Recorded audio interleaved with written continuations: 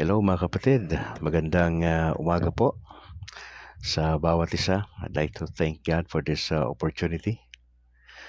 Alas 5:20 ng madaling araw sa Pilipinas. Maraming salamat po sa ating Panginoon sa pagkakataong ito. Tayo po'y magsisimula na.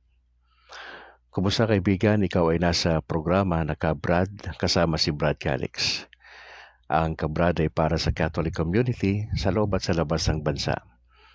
Layunin po nitong alalayan, palakasin at gabayan ang isang Katolikong Pinoy na maging malalim pa sa pagkakilala kay Jesus at sa mga aral na simbahang Katolika.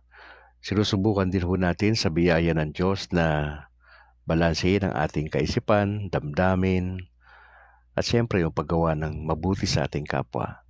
Kaya talin at makinig at tuklasin ang turo na simbahang itinatag ng ating Panginoong Hesukristo. Ngayon po ay araw ng Linggo, 23 sa buwan ng Pebrero 2025. At sa oras na ito ay samahan niyo po si Brad Calix sa ating pananalangin gamit po ang The Apostles' Creed. In the name of the Father, and of the Son, and of the Holy Spirit. I believe in God the Father Almighty, the Creator of heaven and earth, and in Jesus Christ, His only Son, our Lord, who was conceived by the Holy Spirit, born of the Virgin Mary, suffered under Pontius Pilate, was crucified, died, and was buried. He descended into hell. On the third day He rose again from the dead. He ascended into heaven, and is seated at the right hand of God the Father Almighty.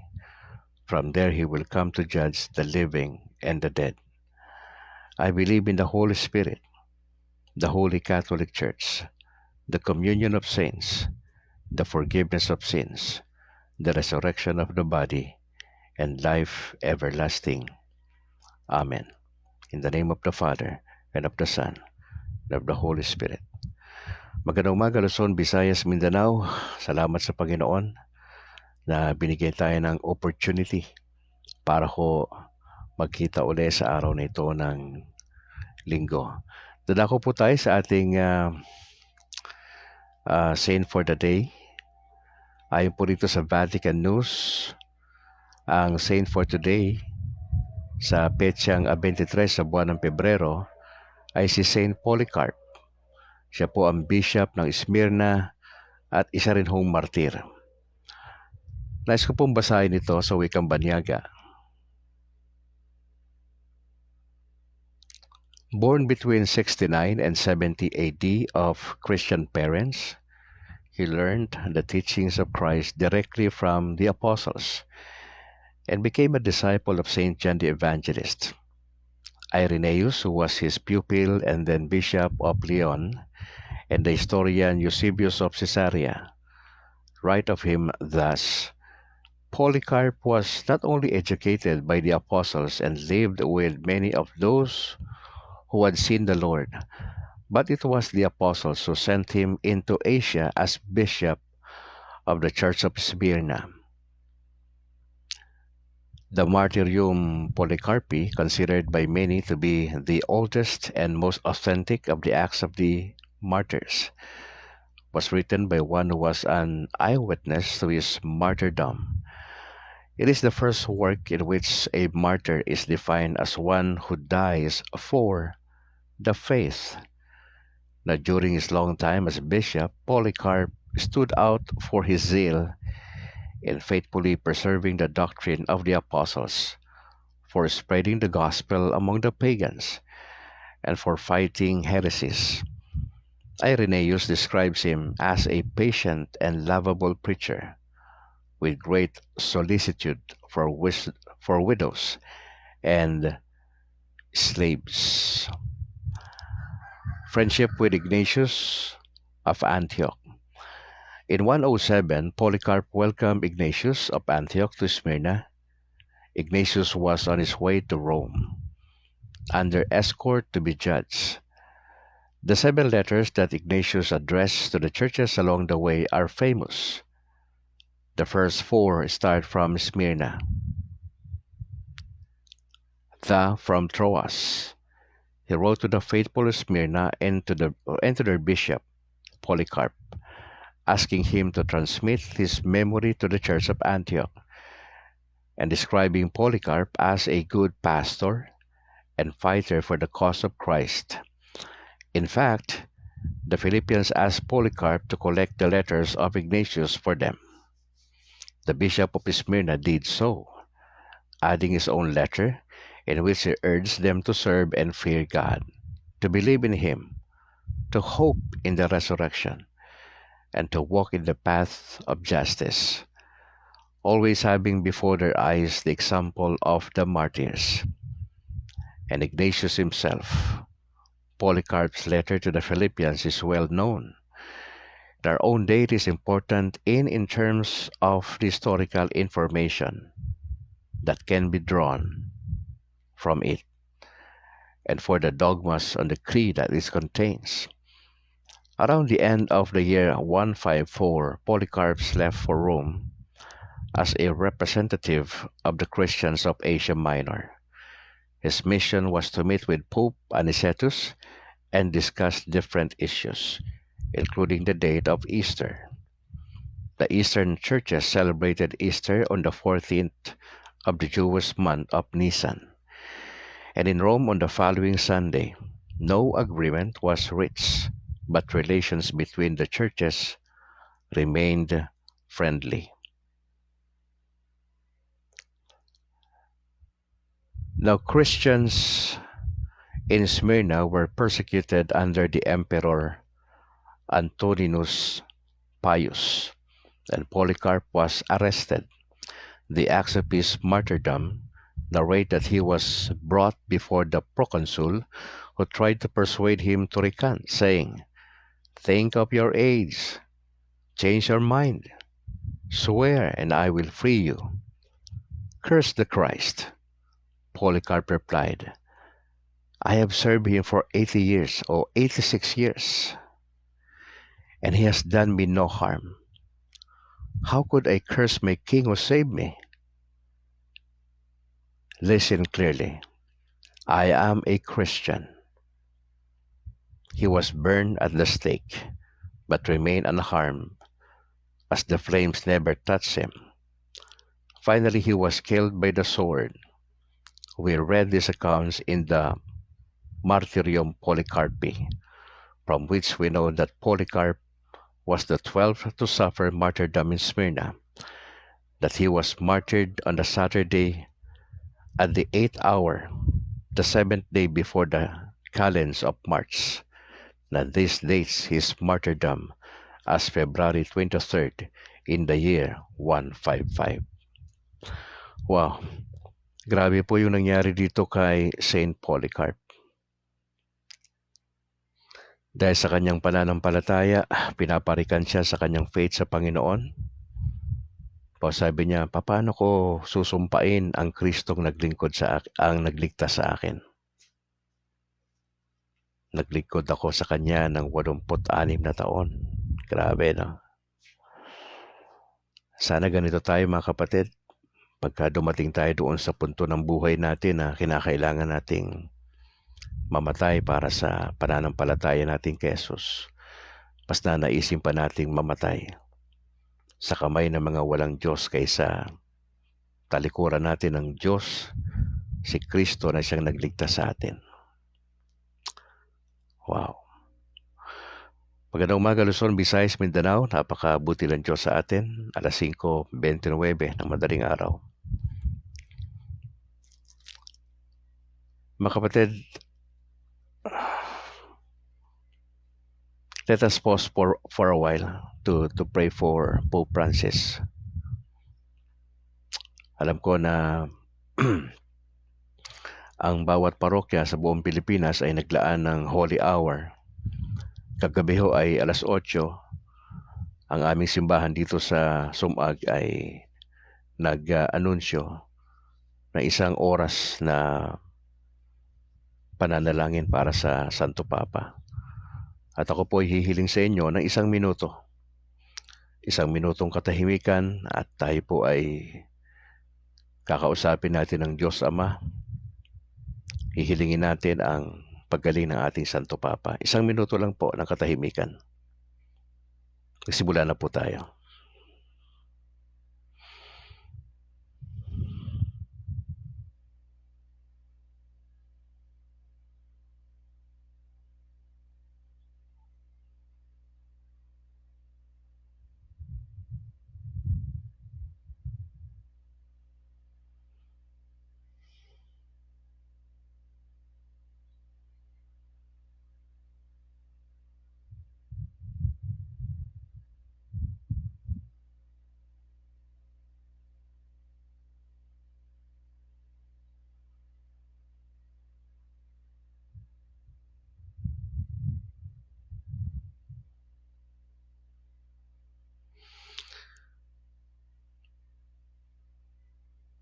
Maraming salamat, Ama, sa pagkakataon na binigay niyo sa amin upang muli ipagdasal si Pope Francis sa kanyang sitwasyon.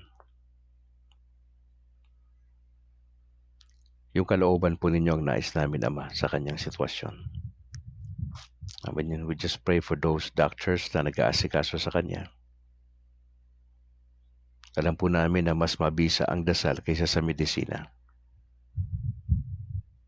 Sapagkat maaari po kayong gumawa ng himala sa mga oras na ito para kay Pope Francis. Nevertheless, hindi po yung kalooban namin na mangyari kundi ang kalooban nyo para sa kanya. Dalangin namin po sa lalo't madaling panahon na siya po ay makaka-recover ayon po sa inyong minabuti. Ma-restore niyo po ang kanyang malusog na pangangatawan sa kanyang edad. Salamat po sa mga doktor na nangangasiwa sa kanya. Gamitin niyo rin po ang medisina na tinatanggap ng kanyang katawan na ito ay tumugo ng positibo para makatulong sa kanyang sitwasyon. Maraming salamat po. Pray this in Jesus' name. Amen. Alright mga kapatid, napakabuti ng Lord sa atin. Salamat sa pribilehyo po na tayo ay nagkita ngayon. Gusto ko sanang pasalamatan muna ang aking may bahay. Siyempre yung aming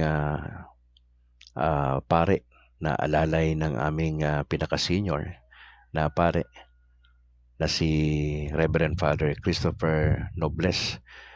Dahil kagabi po ay naasikaso na po yung aking may bahay, nagkaroon po ng anointing of the sick. Opo. At nakita ko yung aliwala sa mukha ng aking may bahay kagabi. Mga alas 8 po yun ng gabi. Salamat sa Panginoon dahil nakita ko yung kasiyahan sa mukha ng aking may bahay na andun yung representative ng Panginoon, ng pare na siyang nag-minister po sa kanya. Salamat sa Panginoon. At salamat din ho sa inyong panalangin para kay Mrs. Alam ko na meron pang plano si Lord para sa kanya. Salamat po sa inyo. Magandang umaga sa aking may bahay, kay Annalyn, at sa aming dalawang anak na si James Philip at Alan Grace.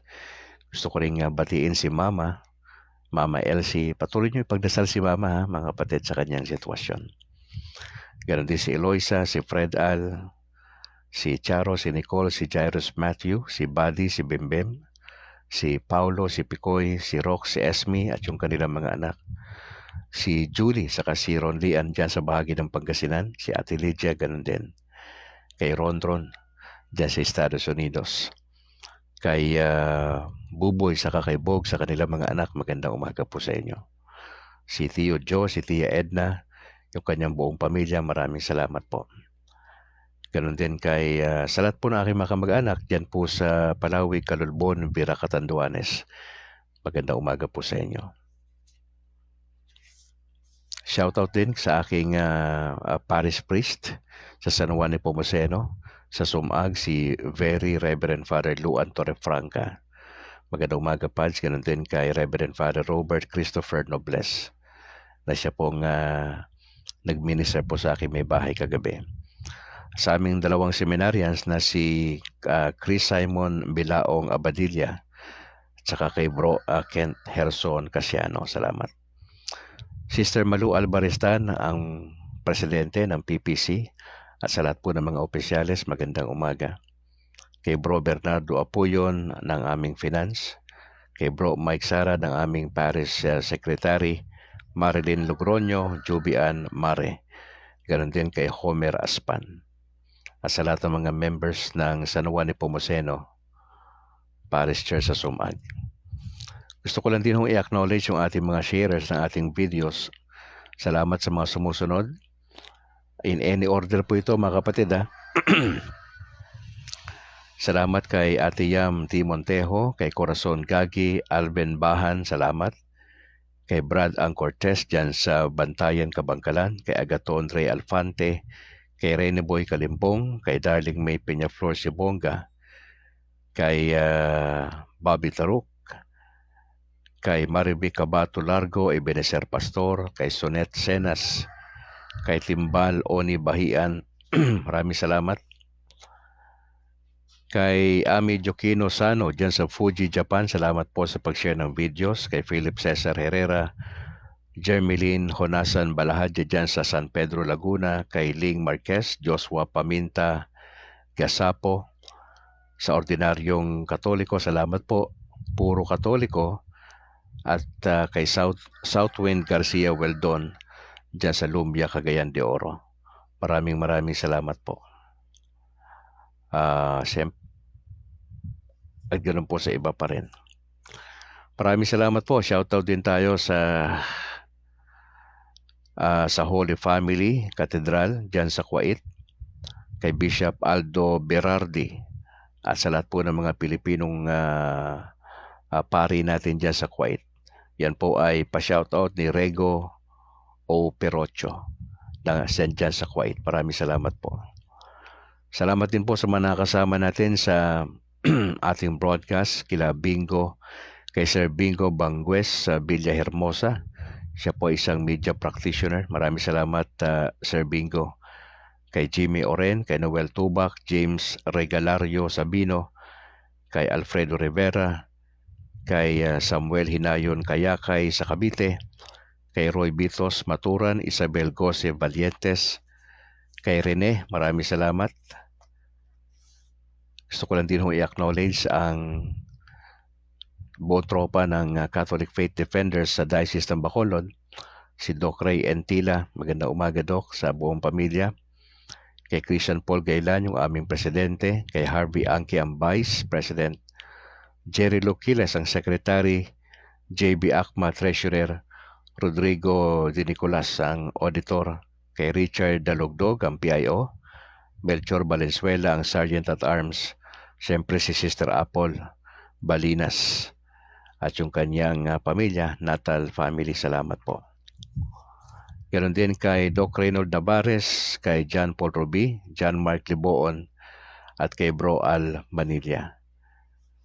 Ganon din sa buong tropa dyan sa Granada, kay kapatid na Dolosa, magandang umaga. Ganon din kay Pepito Barbon, kay Esencialis, at sa iba pa.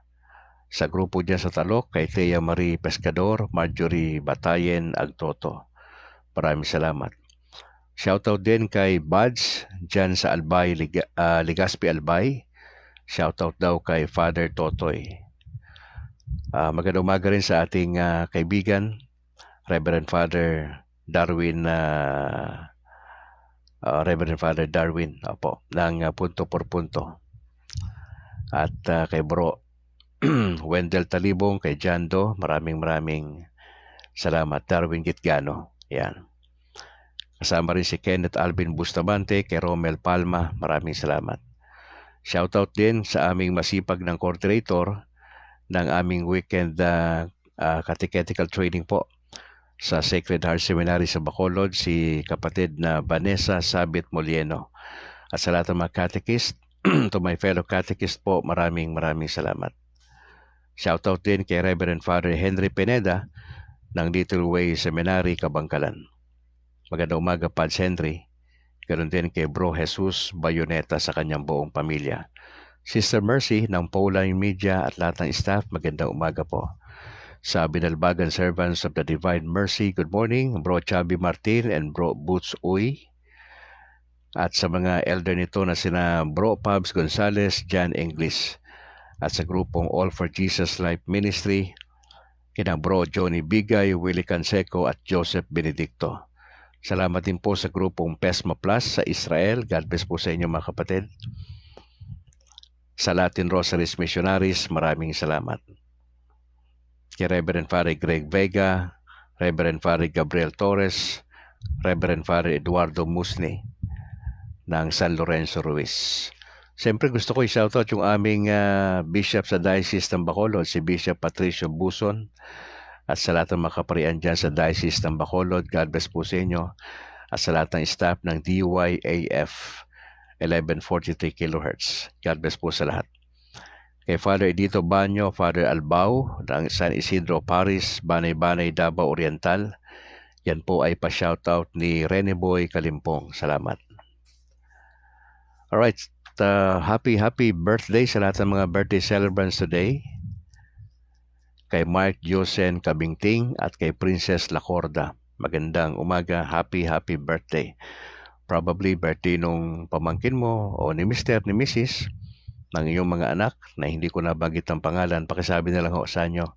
Sabi ni Brad Calix sa happy birthday. At doon sa mga couples na nagdiriwang probably ng kanilang wedding anniversary sa araw na ito ng Linggo, February 23. A blessed wedding anniversary po sa inyo mga kapatid.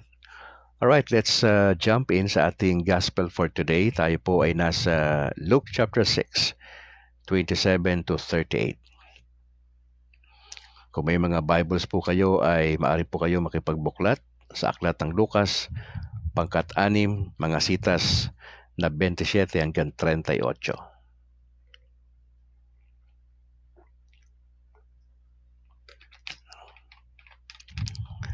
Nasabi po sa wikang banyaga, Now Jesus said, I say to you that listen. Love your enemies. Do good to those who hate you. Bless those who curse you. Pray for those who abuse you. If anyone strikes you on the cheek, offer the other also. And from anyone who takes away your coat, do not withhold even your shirt. Give to everyone who begs from you. And if anyone takes away your goods, do not ask for them again. Do to others as you would have them do to you. If you love those who love you, what credit is that to you? For even sinners love those who love them. If you do good to those who do good to you, what credit is that to you? For even sinners do the same. If you lend to those from whom you hope to receive, what credit is that to you? Even sinners lend to sinners to receive as much again.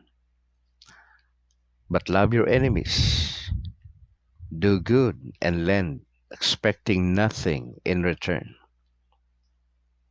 Your reward will be great, and you will be children of the Most High.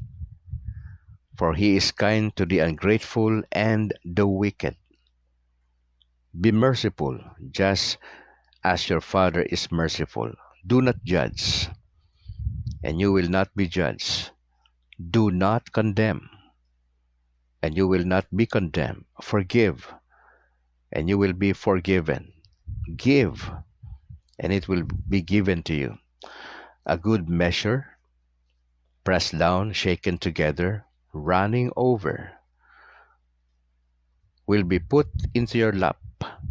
For the measure you give will be the measure you get back. Mga kapatid, ang passage na ito ay ang pinaka-overall theme nito.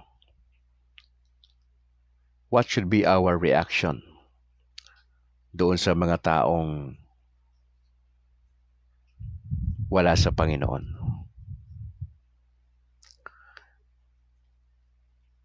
Medyo mahirap po yan sa isang banda. O pangalawa, pwede mong lagyan ito ng pamagat o title. Anong trato ang nababagay sa ating kapwa? Naglagay ho rito ng mga verbs or action words ang ating Panginoon. Basically, ang kausap niya naman lagi mga disciples. At itong mga sinabi rito ni Jesus ay mahalaga ito bilang mga tagasunod niya.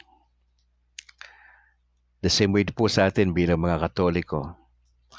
Mahalaga po ito sa atin na makita. Ito yung ating tamang trato sa ating kapwa. Gagawa sila ng di maganda sa atin, pero ito yung pinapagawa sa atin ng Panginoon Diyos. Anong gagawin mo sa kaaway? Nasabi ni Jesus, mahalin sila. Yung mga napupuot sa atin, anong gagawin natin? Gawa tayo ng mabuti.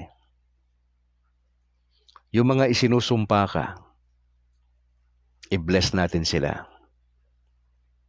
Yung inaabuso ka, ipanalangin po natin sila.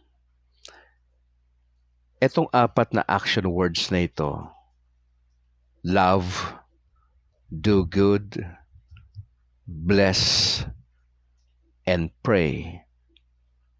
Challenging po yan sa atin. Hindi lahat ng Katoliko sa lahat ng pagkakataon pwedeng gawin natin ito. Pag nauna yung emosyon natin, nagalit tayo, talo na kagad tayo.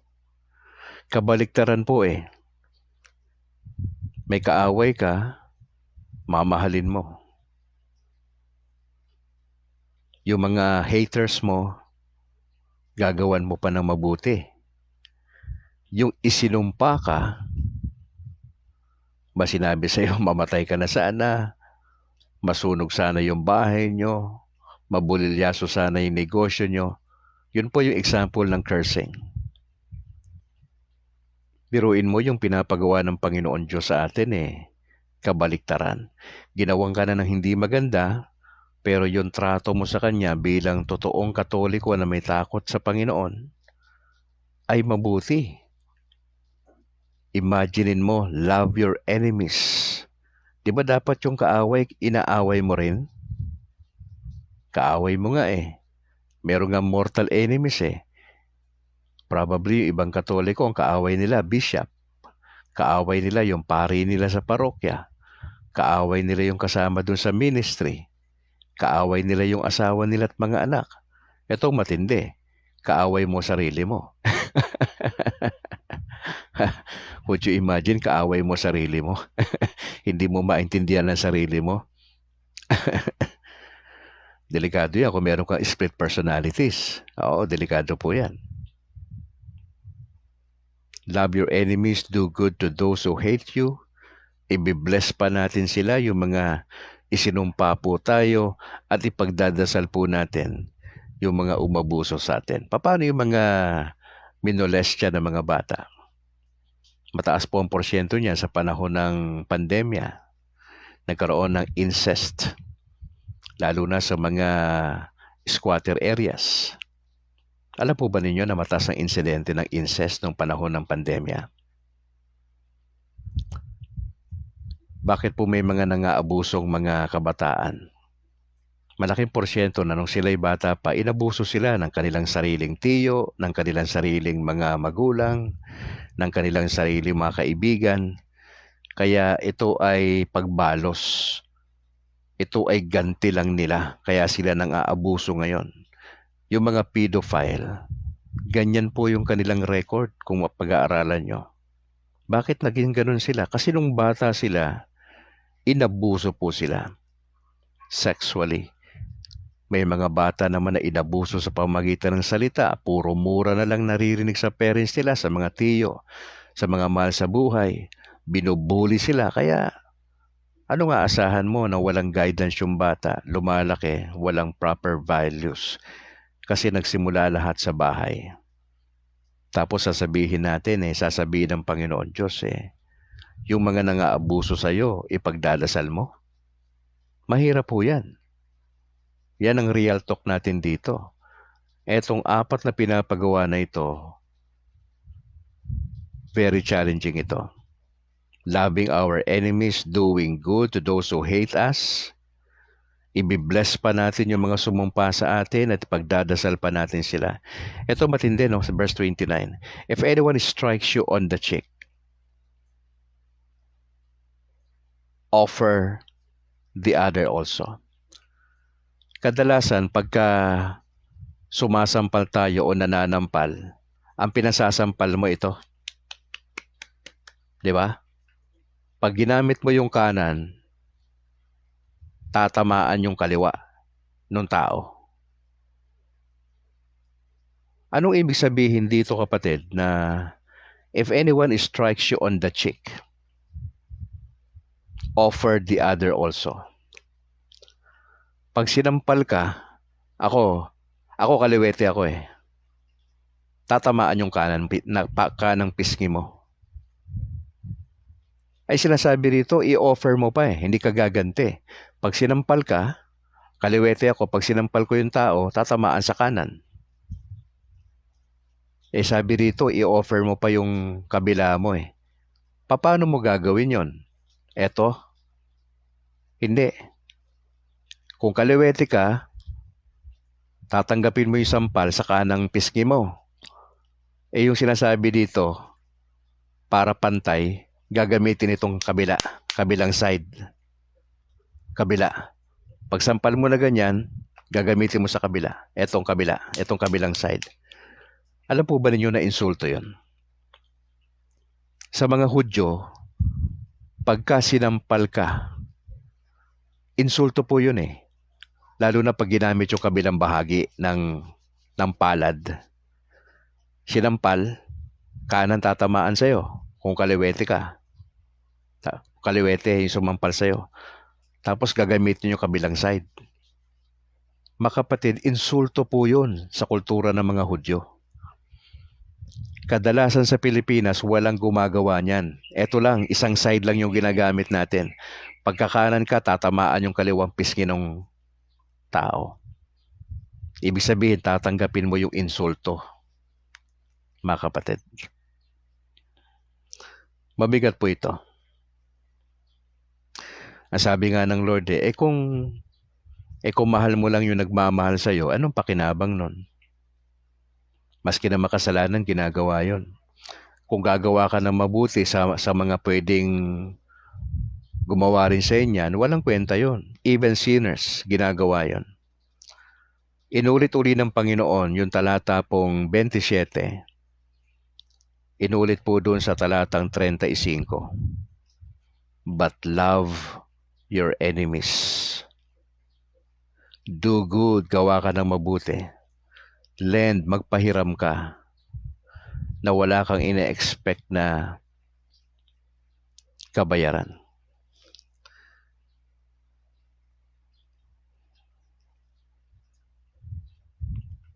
Ang sabi ng Panginoon, ang reward mo sa langit, great. Ang sabi nga rito ang Diyos mabuti sa mga masamang tao Sabi pa ng Lord, verse 36 be merciful because your Father is merciful. Verse 37, do not judge. Do not condemn. Forgive. Give. Mga kapatid, ito yung katangian ng tunay na Katoliko. Kaya natin magmahal ang kaaway. Kaya natin gumawa ng mabuti sa mga haters natin. Kaya nating pagpalain ang mga sumumpa sa atin. Probably parents mo yan, sinumpa ka. Dahil hindi ka sumunod sa gusto nila. Kaya natin magdasal doon sa mga umabuso sa atin. Magiging mahabagin tayo katulad ng Diyos na hindi tayo hahatol, hindi tayo magkokondena, magpapatawad po tayo, magbibigay po tayo. Now, these are the things na very challenging. I tell you, hindi yan ganun kadali. Sabi ko nga po sa inyo, pwede tayo magpatawad eh. Pero never na nakakalimot yung ating utak. Pwede tayo magpatawad sa sino mang tao. Pero yung ginawa niyang kasalanan, hindi mo makakalimutan yon hanggat nabubuhay ka. Pag nakikita mo yung taong umabuso sa'yo nung bata ka pa, mabilis yung merong part ng brain natin na naka-stack yung information na yon, yung event na yon, yung traumatic experience na yon. At hindi natin yon makakalimutan. Pero ang ganda nito, when we forgive, we choose not to remember yung ginawa ng partikular na tao na yon sa atin. We choose to forget.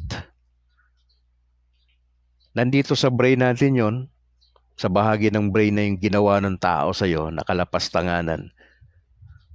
Pero kasama ng forgiveness, you choose to forget yung traumatic experience. Hindi mo na binabanggit yon. Hindi mo na hinahaluka yon. Yun po yung dapat nating gawin. May mga temptations na balikan yung dating ginawa nung kapitbahay mo na hindi maganda. Dahil sa kanyang inggit, sinunog yung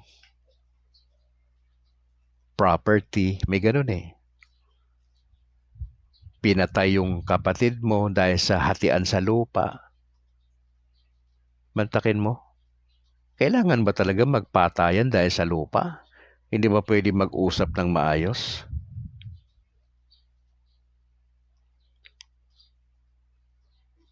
Sa mga Katoliko sa atin nangyayari po yan. Marami ng kwento tungkol dyan. Kaya nga, anong pinaka-essence ng pinag-uusapan natin, Brad? Sister? Ang hamon sa atin na to make a difference. Iba tayo sa ibang tao na walang Kristo sa buhay. Hindi ganun to kadali, sa totoo lang.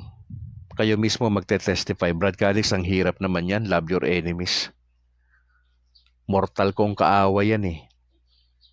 High school pa lang, kalaban ko sa fraternity yan eh. Ako po yung pinakabatang member ng fraternity sa panahon ko eh. Member po ako ng fraternity. Opo, alam ko galawan sa fraternity. May kaaway po talagang partikular na grupo yan eh. Opo. Patayan po talaga yan. Pero salamat sa Panginoon dahil tinanggal tayo ng Panginoon Diyos doon eh. Dating may hatred tayo sa kapwa natin eh. Ngayon wala na po eh. Wala pong hatred eh. Marunong na tayo magpatawad eh. Binago na ng Lord ang puso natin eh. At kayo mismo naranasan po nyo yan. Nung kayo ay nakilala nyo ang Panginoong Yesus at naging bahagi kayo ng simbahan niya. Mga kapatid, pangalawa, makikita natin dito yung unconditional love ng Diyos sa mga makasalanan. Kung ang Diyos nga ho kaya niyang mahalin yung mga wicked na tao. Di ba sabi sa gospel, yung ulan at araw, pinasisikat niya yung araw, nabibiyayaan ng ulan ang mga taong walang pananampalataya. Patas ang Diyos sa lahat ng tao. Walang problema sa Diyos, sa totoo lang. Ang tao ang may problema sa Diyos. Binless na sila ng Lord, hindi nila ma-acknowledge yun. Biniyaan sila ng magandang pangangatawan, pamilya, negosyo, pero inangkin nila ang credit. Binigyan sila ng talino, nakapagtapos yung mga anak nila. Ano binandera ng mga taong ito? Kapakanan nila. Ang sabi nila, hindi. Dahil sa sarili kong diskarte, meron akong investment. Anong pakialam ng Diyos sa buhay ko't diskarte? May ganyang Pilipino, may ganyang Katoliko, na hindi nila maamin sa buhay nila na mayroong Diyos talaga na nag-i-exist. May Diyos na nakikialam sa buhay natin. May Diyos na yung kapakanan ng sanlibutan at natin ay mahalaga sa Kanya. Pero mga Katoliko yon, nagsisimba sa parokya nila yon. Maraming mga Katoliko marahil ang nakalimot sa kabutihan ng Diyos. Mga kapatid, as I close, let me challenge you. Mahirap mabuhay bilang follower ni Jesus. At ang hamon sa atin bilang mga Katoliko, paano natin ito gagawin? Paano tayo magmamahal ng kaaway natin? Paano tayo gagawa ng mabuti sa mga haters natin, sa mga bashers natin? Paano natin i-bless yung mga nagka-curse sa atin? Paano tayo magdadasal for those who abuse us? Not only that, sabi dito, be merciful. Do not judge, do not condemn, but instead learn to forgive. Give.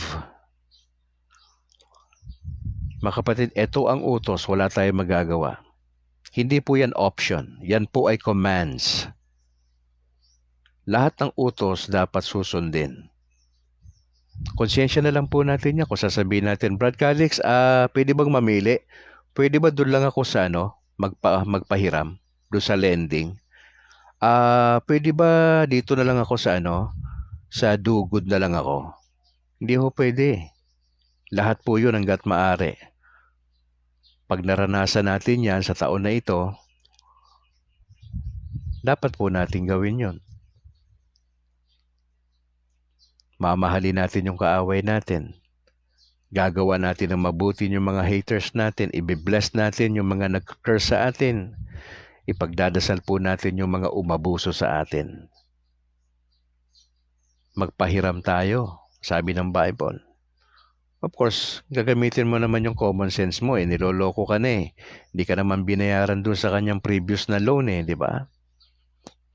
Hindi naman ibig sabihin na hindi mo gagamitin ang utak kapag ganyan.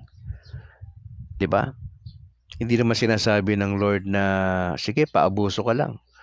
Pagka winalang ka ng kaibigan mo, sabihin mo lang sa kanya, sige lang, next time, abusuhin mo uli ako. Hindi naman siguro ganun. Di ba? Pwede naman tayo magpatawad pero ibig sabihin pinatawad siya, hindi na siya makukulong sa kanyang ginawa. Kung pinatay yung mahal mo sa buhay, kung minasakir yung pamilya mo, patatawarin mo ba on the spot? I don't think so. Maghahain ka ng reklamo sa otoridad at gusto mo yung hustisya. Tama? Walang normal na Katolikong tao na matutuwa ginawan ka ng hindi maganda. Yung mga simpleng galawan sa subdivision, yung mga aso nila na doon dumumi sa harap ng gate mo, matutuwa ka? Yung mga kulang sa seminar na binabalandra yung sasakyan nila, nagdo-double park, matutuwa ka sa kanila? Yung mga nagkakalat ng mga basura nila sa subdivision, na parang taga-squatter, matutuwa ka? Hindi. Sasabihin mo ba sa kanila, ay Brad, sige, magtapon pa kayo ng basura dito. Dito nyo itambak sa amin ha.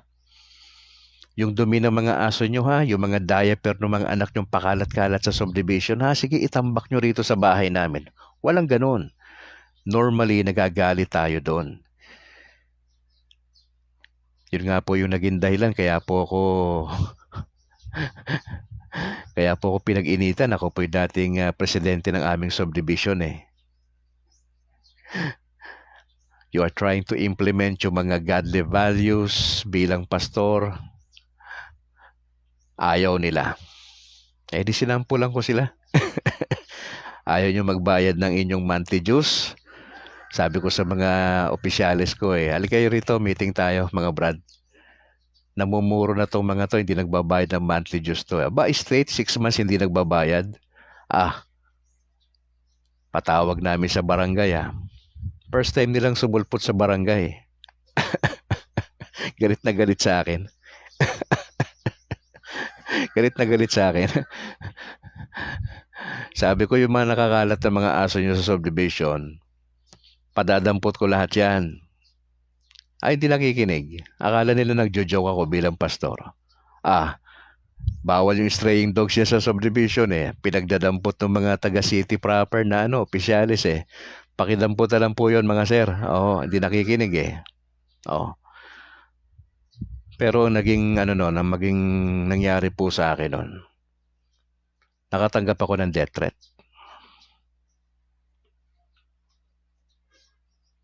Pastor ako nakatanggap ako ng death threat.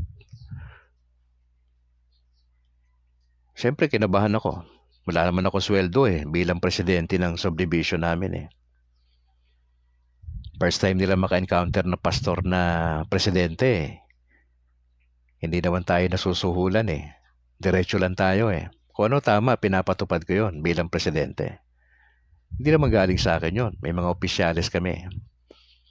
Kaya lang dahil ikaw yung presidente, ang bola humihinto sa'yo. Yun yung risk ng mga leader. O syempre, kinabahan ako. Ang sabi sa text hindi mo ba alam na nagmomotor kayo dyan ang pamilya mo, baka hindi na kayo makauwi sa bahay ninyo. Nung natanggap ko yung death threat na yon, kinabahan ako. Kasi wala akong sweldo, nananahimik ako, nag-i-implement ako ng tama bilang presidente. Tapos ganun pa yung matatanggap mo. Anong ginawa ko? Siyempre nagdasal ako. Pangalawa, pumunta ako ron, pinablatter ko yun. Tapos nagpatawag ako ng meeting dun sa subdivision. At sinabi ko sa kanila mismo, sino man sa inyo ang magtatangka sa buhay ko, nakablatter ka na. Kung ano man ang mangyari sa akin, mananagot ka sa batas. Mapapatay mo ko, hindi ko na alam yon. May madadamay pamilya ko, hindi ko na alam yon. Pero isang bagay ang tsatsakin ko sa'yo, sabi ko sa kanila. Sino ka man na nagbanta sa buhay ko, kilala ka ng Diyos. Pagkatapos po nung kinausap ko yung aking may bahay, at nagpasya na lang po ako na mag-resign doon bilang presidente.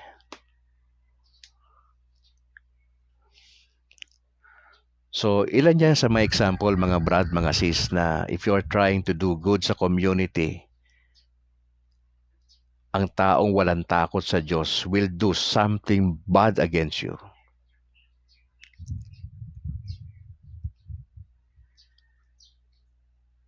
Salamat sa Panginoon kasi hindi ako nagtanim ng galit doon sa nag-threat sa akin. Pinagdasal ko pa rin kung sino man siya. Wala na mga amin di ba? Na sila yung mastermind sa ipinatumba na tao. Walang umaamin po Basically, walang umaamin sa krimen. Wala. Majority naghuhugas kamay. 20 mil lang isang buhay 20 mil lang itutumba ka na sa Maynila. 20 mil lang Ganun kabilis, ganun ka baba ang value ng buhay ng tao. And probably yung mga mastermind na yan, mga Katoliko pa yan. Mga Katoliko na hindi nagsisimba, mga Katolikong napawalay na sa plano ng Diyos sa kanilang buhay. But you know what? Mas kinagaano kasama ang tao, ang Diyos merciful. Ang Diyos hindi niya na inaalala yung kasalanan natin Kinalimutan niya yan Ganun siya katindi ang Diyos. Hindi yan katulad natin na pwede ka magpatawad pero hindi pwede makalimot ang brain. Naaalala mo sa tuwing nakikita mo siya. Ang bilis ng flashback sa mind mo. Wow. Mga kapatid, ito ang realidad ng buhay. Mahirap mabuhay bilang Kristiyanong Katoliko. Manatili po tayong Katoliko, mga kapatid. Ano man ang sitwasyon natin sa buhay. Hindi nyo kinakailangan lumipat sa protestante para mas maramdaman nyo ang galaw ng Diyos. Hindi ho. Sa grupo natin, napaka-rich ng salita ng Diyos dito. Kumpleto po tayo sa Biblia. We have the sacred scripture. We have the sacred tradition. We have the magisterium. Meron tayong Pope. May order po tayo yung simbahan natin. Maganda yung takbo. Naka-intact pa rin po yung simbahan natin sa kabila ng batikos ng mga anti-Catholics. Nananatiling matatag, matibay sapagkat yung founder natin si Jesus Christ. One Holy Catholic Apostolic. Yan po yung 4 na marka, kapatid. Hindi mo kailangang umalis. Manatili ka dyan ka na mamamatay hanggang sa pagbabalik ng Panginoon Diyos. Manatili ka sa simbahang itinatag ng ating Panginoong Hesus. At matuto po tayo ipaglaban yung ating pananampalataya laban sa mga umuusig sa atin. Mag-e-explain ka, didepensa ka, hindi ka makikipagdebate, kapatid. Hindi tayo nakikipagdebate basta-basta. May gumagawa niya na grupo. May CFD tayo. Bahagya po ako ng CFD sa Bacolod, sa diocese. Pero hindi ko hangad na makipagdebate. Makipagdiskusyon, makipagdialog. Doon ako, hindi sa debate. Maaring matalo ko yung isang tao sapagkat lamang ako, meron akong training sa theology. Maaring matalo ko yung tao Pero ano yung resulta sa kaluluwa ng taong natalo't napahiya in public? Mas gugustuhin ko makipagdialogo. Magkaroon ng bukas na pakikipag-usap sa isang bukas na talakayan para meron siyang time na mag-reflect sa kanyang sariling paniniwala na hindi ka nagmamadali. Mas magandang nakumbinsi siya na maging Katoliko dahil inaral niya kaysa yung napahiya siya sa isang debate na baga wala siyang mukhang maipapakita. Mas maganda yung mga taong nagkaroon ng mahaba-habang panahon ng reflection at inaral niya, nag-research siya, binasa niya ang salita ng Diyos, binasa niya ang church history, binasa niya ang mga church fathers, at siya mismo nakumbinse. Now, it will take time. It took me 4 years to decide. Hindi ako bunga ng debate. Hindi ako bunga ng emosyon. Hindi ho. Inaral po natin ang turo ng simbahan. Hinalukay po natin yung mga pastor na naging Katoliko. Bakit sila nag-decide? Anong meron? Inisa-isa po natin yan. And then finally, nagkaroon tayo ng reflection. Struggle ako Nagsimula yung broadcast ko 2020, October 26, 2020. Nagsimula akong sa Facebook na nagbo-broadcast ng gospel.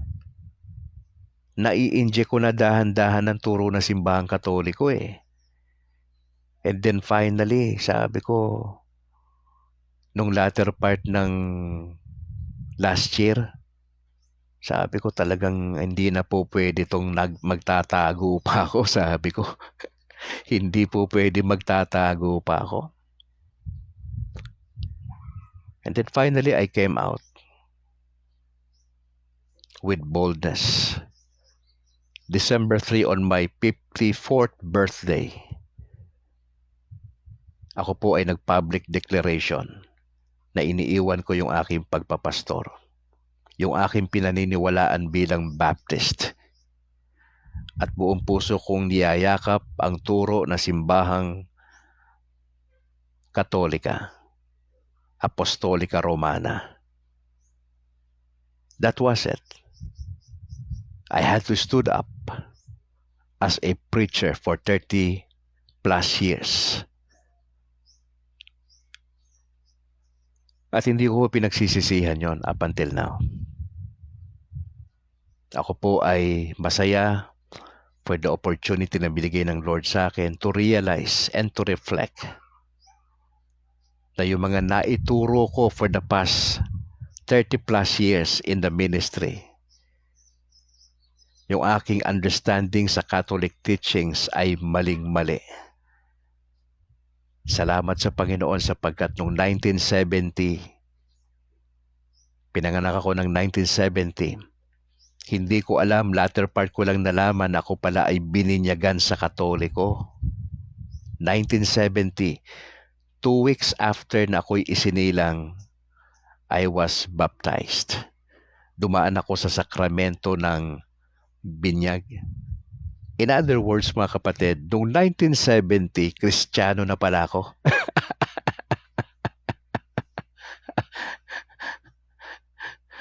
Nung kinausap ko yung nanay ko, sabi ko, parang magkakatoliko ako . Hindi matanggap ng nanay ko . Kasi panganay ako sa 7 magkakapatid . Lahat ng mga kapatid ko na-convince ko sa Baptist . Siyempre tayo, nag-aral tayo, hindi naman tayo pa-seminar lang, pastor na . Walang ganon.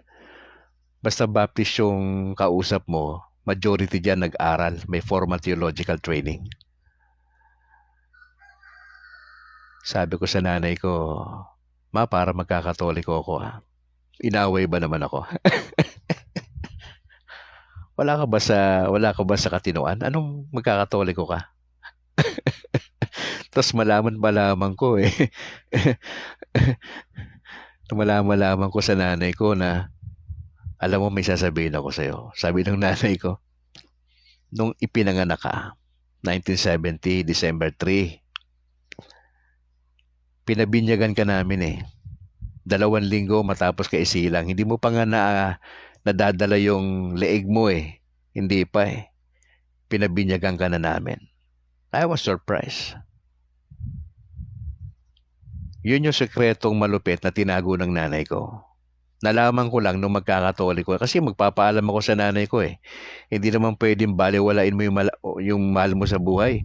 Major decision yon on my part . Dapat malaman ng ermat ko yon. Major decision yun . Kaya kung kayo po'y gagawa ng mga major decision, kapatid, paalam nyo sa parents nyo. Yun ang tama bilang mga Katoliko matino. Sabihin nyo sa parents nyo, Ayan. Yun ang gusto ko sabihin, mga kapatid. Paglaban natin yung pananampalataya natin, stick tayo sa faith natin kay Lord. Opo. Jubilee of Hope. Yan yung tema ngayong taon . Salamat sa Panginoon. Hindi po Jollibee Jubilee, magkaiba po yan. Alas 6:18 na ng umaga sa aking orasan. Umuulan po ngayon dito sa lugar namin sa Bacolod. Kailangan ko na itong ikat yung aking sasabihin kasi dadalo kami ng alas 7 misa ng aking mga anak. Mga kapatid, see you mamayang gabi. Lord willing. Opo. Meron pa ba akong babanggitin dito? Mga kapatid, announcement lang po bago tayo magiwa-hiwalay. Ang Association of Pastors Converted to Roman Catholic Church in the Philippines Incorporated po, na pinangungunahan ni Brother Noe Dora, ay magkakaroon po sila ng 10th year anniversary sa March 4. Alas 12 ng tanghali, gagawin po yan sa Pastors Formation House, dyan sa Lumbia, Cagayan de Oro City. Pagdasal ho natin yung pangailangan dyan, mga kapatid. 10 taon na po itong Association of Pastors Converted to Roman Catholic Church in the Philippines Incorporated. At si Brad Calix po ay kasama po dyan sa grupo na yan. Pagdasal po natin na maging mabunga yan. Sa lahat po ng mga kasama namin dito sa Negros, ang CFD po ay meron na tayong dalawang programa sa DYAF. Pag Sabado, Historia Sagrada, alas 8 hanggang alas 9 na umaga pag Sabado. At pag Linggo naman po, 1 hanggang alas 2 ng hapon. Ang liwan nga dalan po yan. Andyan po si Christian Paul Gaylan, ang aming presidente, si JB Akma, si Bro Angke, si John Paul Ruby, at yung iba pa na kasamahan po namin. Mga kapatid, tulungan niyo po ang CFD sa Bacolod. Meron po kaming meron po sila na konting negosyo para po umikot, makatulong po sa aming mga lakad sa CFD. Baka pwede ho kayong tumulong dito, mga kapatid. Punta kayo sa FB page namin na Catholic Merchandise. Nandun po yung mga mugs, t-shirts, iba-ibang design, mga sizes and colors, mga kapatid. Maaari kayo tumawag 099285500205 para sa ilang mga detalye. Ang Sangguniang Laiko ng Pilipinas ay magkakaroon ng Walk for Life, Walk for Hope 2025 etong araw na ito. Mamaya alas 4 ng hapon. Baka may mga kaibigan kayong Katoliko sa Maynila. Pakirelay po itong balitang ito. If they would like to join sa Walk for Life and Walk for Hope 2025, alas 4 po yan ang gathering. Ang gathering doon sa Lone Dasi Flower Clock area sa Rizal Park, doon sa Luneta. Ang rota ho magsisimula sa Maria Orosa Street papuntang Manila Cathedral. Yan po ay anunsyo sa Laiko President na si Habi Padilla ng Sangguniang Laiko ng Pilipinas. Mamaya na po yung hapon, alas 4 ng hapon, meeting place doon sa Lone Sea Flower Clock area, Rizal Park sa Luneta. Ang rota magsisimula sa Maria Orosa Street papuntang Manila Cathedral. Mga kapatid, if you would like to help si Brad Calix sa ating ministry, maraming salamat po. Nandyan po si screen yung pwede nyong magamit kung anumang klaseng tulong, mga kapatid. Maraming salamat. Alright, Laida Huntilla, magandang umaga po, kapatid. Kay kapatid na Rosa Tadeo dyan sa Hong Kong, God bless, kapatid. Salamat po. Alben Bahan, salamat. Si Mendoza Dani, maraming salamat po for joining. Si Jenny B. Dimihilio, maraming salamat. Kay Sir Bingo Bangges sa Villa Hermosa, sir, magandang umaga po.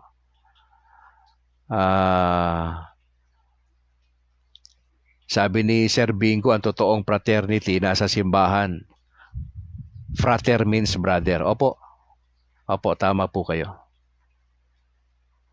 Corazon Gagi, maraming salamat. Ate Angel Amoma dyan sa Japan, maraming salamat po. Good morning, Bro Calix, at sa lahat ng mga taga-subaybay, sabi ni kapatid na Angel. John Paul Ruby, bro, maraming salamat sa buong pamilya. Kay Mariby Cabato Largo, ate, salamat ha. Kay John Calix, maraming salamat, bro. Ayel Andres Galyada, Pipito Barbon, salamat, bro. Si Junior Coronel, maraming salamat. Ate Ya Montejo, Junior Coronel, salamat. Armida Decena, Brad Ang Cortez, maraming salamat, bro. Kay Ken Trebong, salamat. Ray Agaton, salamat po. Glyza Caracena, salamat. Samuel Hinayon, Kayakay. Ronilo de Lima, Kabungkag, salamat po. Bobby Taruk, salamat. Baka may na-skip po ako. Si Kemuel sa Gipit Datu, maraming salamat, Kemuel. At sa akin may bahay kay Annalyn. Maraming salamat. Meron pa ba? Meron ba ako na miss? Okay.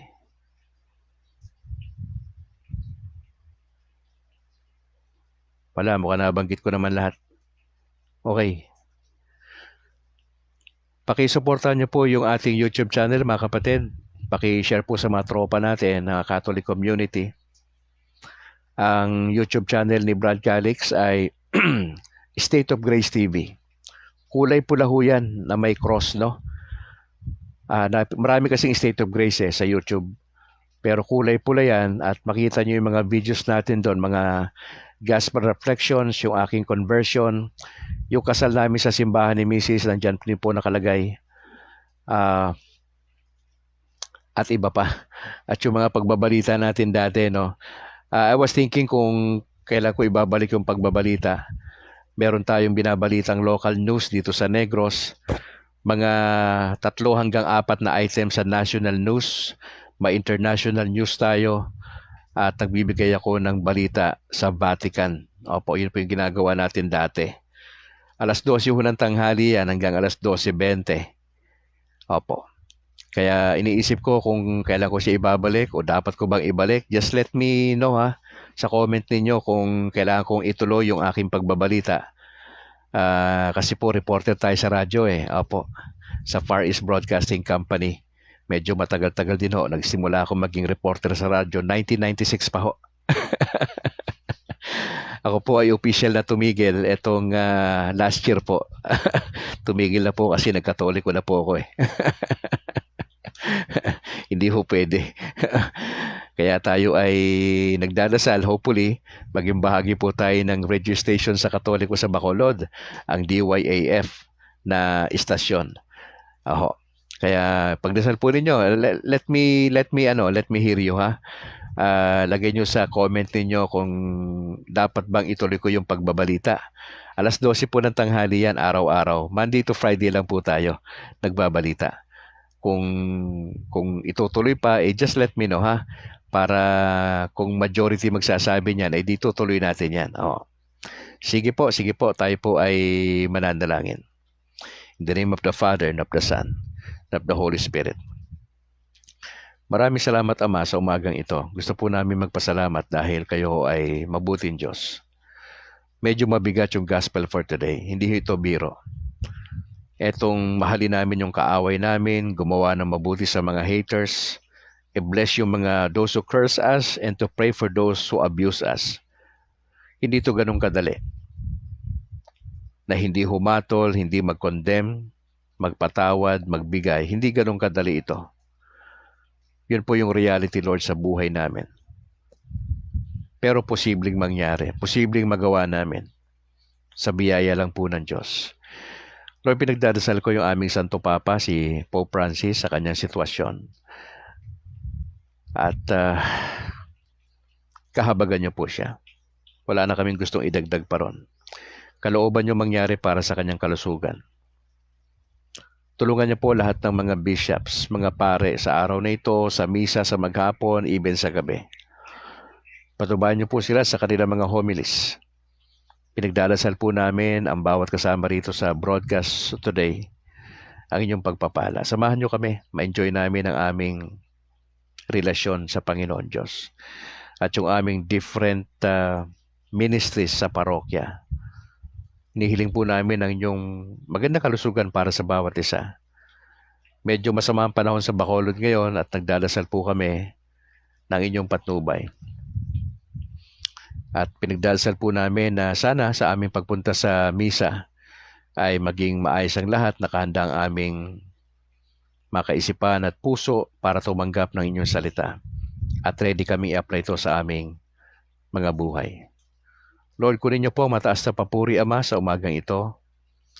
At inaasahan din po namin, Mahal na Birheng Maria, ang inyong pananalangin na kasama po namin. Gusto rin po namin alalahanin ang mga kapatiran doon sa purgatorio ngayon na patuloy niyong nililinis. Nihiling namin ang inyong patnubay para sa kanila at yung mga indulgences na makakatulong po sa kanila. Sana patuloy kaming magdasal para sa kanilang kapakanan. Maraming salamat po. Salamat sa inyong salita, salamat sa inyong patnubay, salamat sa ulan, salamat sa lahat. For your goodness and faithfulness. Tulungan niyo kami na magkaroon kami ng tamang trato sa aming kapwa, lalo na sa kapatiran. sa anumang parokya kami kabilang. Mahalaga na maramdaman ng bawat isa ang tunay na pagmamahal, ang tunay na yakap at unawa ng isang tunay na tagasunod ni Kristo na tunay na katolikong Kristiyano. Maraming salamat, Lord. Bahala na ho kayo sa aking may bahay sa kanyang sitwasyon, kay Ronaldine, kay Wendy Angel, at sa iba pang makapatira na may mga iba't ibang intention sa araw na ito. We just want to thank you, Lord. Salamat po. We pray this in Jesus' name. Amen. In the name of the Father, and of the Son, and of the Holy Spirit. Maraming salamat mga kapatid for joining mamayang gabi alas 8. Lord willing, magkikita po tayo. Sa ngalan po ng aking may bahay na si Annalyn Ledesma Calixtro. Ako naman si Brad Calix mula rito sa Negros Occidental. To God be the glory. Ingat po kayo mga kapatid. Pakishare po yung ating video. And bye for now.